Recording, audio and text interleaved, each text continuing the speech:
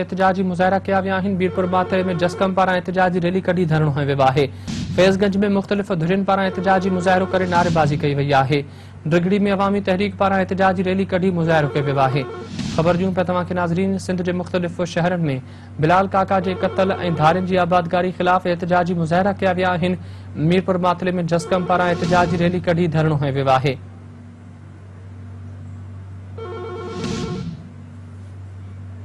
फैज़गंज में मुख़्तलिफ़ धुरियुनि पारां एहतजाजी मुज़ाहिरो करे नारेबाज़ी कई वई आहे। ड्रिगड़ी में अवामी तहरीक पारां एहतजाजी रैली कढी वई आहे।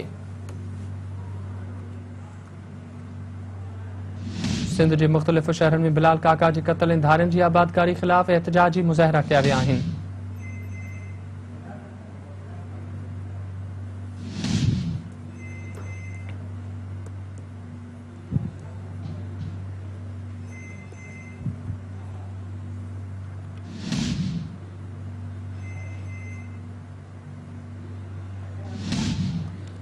तफ़सील मालूम कंदासीं। मीरपुर मातले मां अशरफ शाह बुखारी लाइन ते मौजूद आहे। अशरफ, बिलाल काका जे क़त्ल ऐं धारियुनि जी आबादकारी ख़िलाफ़ एहतजाज कयो वियो आहे, छा तफ़सील आहिनि?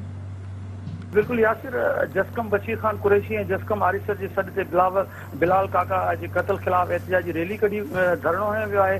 कारकुननि डिस्ट्रिक्ट हेडक्वार्टर प्रेस क्लब खां रैली कढी शहर जे मुख़्तलिफ़ रस्तनि तां गश्त करे भिटाई चौक अॻियां धरणो हंयो आहे।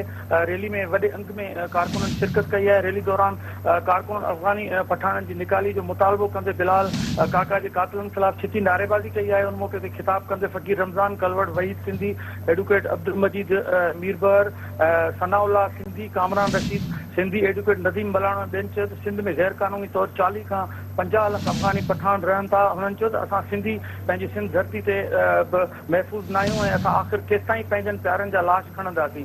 हुन चयो त वफ़ाक़ ऐं सिंध सरकार जो सिंधी क़ौम सां माटली माह वारो सलूक जारी आहे, जेको हाणे बंदि करे शहीद बिलाल काका जे कातिलनि खे सख़्त सज़ा ॾिनी वञे। अॻवाननि सिंध वासियुनि खे पुरज़ोर अपील कई त सिंध अंदरि अफ़गानी पठाननि जो मुकमल तौर सोशल बाइकाट कयो वञे ऐं संदन किराए ते ॾिनल दुकानूं ऐं घर वापसि वरिता वञनि। जी ठीकु आहे अशरफ, महिरबानी तफ़सील ॾियण लाइ। सिंध जे मुख़्तलिफ़ शहरनि में बिलाल काका जे क़त्ल ऐं धारियुनि जी आबादकारी ख़िलाफ़ एहतजाजी मुज़ाहिरा किया विया आहिनि। मीरपुर मातले में जस्कम पारां एहतजाजी रैली कढी धरणो हंयो वियो आहे। फैज़गंज में मुख़्तलिफ़ धुरियुनि पारां एहतजाजी मुज़ाहिरो करे नारेबाज़ी कई वई आहे। ड्रिगड़ी में अवामी तहरीक पारां एहतजाजी रैली कढी मुज़ाहिरो कयो वियो आहे। सिंध जे मुख़्तलिफ़ शहरनि में बिलाल काका जे क़त्ल ऐं धारियुनि जी आबादकारी ख़िलाफ़ एहतजाजी मुज़ाहिरा किया विया आहिनि।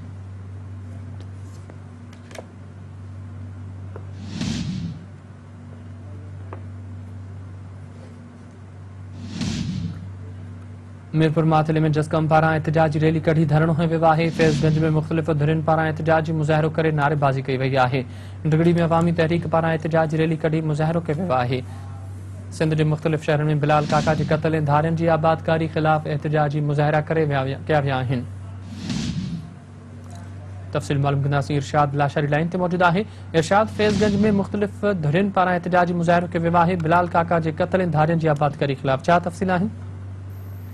जी बिल्कुल, फैज़गंज जो हेडक्वार्टर शहर है पक्का चांग, जिते सिंध अवामी सख़्त जस्कम ऐं सिविल सोसाइटी पारां सिंध में वधंदड़ आबादकारी ऐं बिलाल काका जे कातिलनि जी गिरफ़्तारी लाइ शहर जे मुख्य चौक ते एहतजाजी मुज़ाहिरो कयो आहे, जिते अॻवान आहिनि तस्वर बाक़ी खादिम आकिब ऐं ॿियनि आहे त सिंध अंदरि धारियुनि जी आबादकारी हथ वठी वधायो थो वञे, जीअं धरती दहन खे अकिलत में आणे सघिजे। ख़ासि तौर अफ़गाननि जी यलगाह पहुतल आहे, जेके मक़ामी सहूलियतकारनि जी सरकार ऐं रुश्वत शनाख़्ती ठहिराए धड़ाधड़ मिल्कियतूं ख़रीद करण लॻा आहिनि। सिंध जे नंढनि वॾनि रोडनि ऐं हाईवे ते होटलुनि जी सूरत में क़ाबिज़ थी विया आहिनि। असले ऐं मंशात जो कारोबार कयो थो वञे, जंहिंजे नतीजे में हाणे बिलाल काका जहिड़ा गबरू नौजवान बिना ख़ौफ़ बेरहमाने तरीक़े सां क़त्ल थियनि पिया।